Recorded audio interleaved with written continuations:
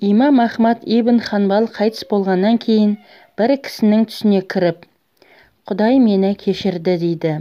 Сонда әлгі кісі, «Құдай сені қандай амалың үшін кешірді?» деп сұрақ қояды.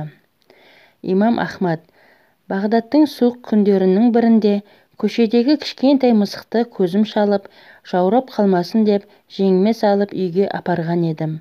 Құдай осы бір амалым үшін күнәларымды кешті деген екен.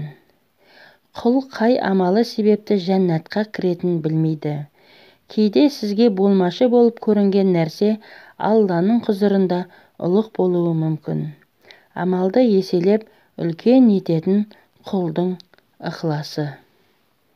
Сіздермен бірге болған пайдалы ақпараттар каналы. Келесі видеода кездескенше сау, саламат болыңыздар.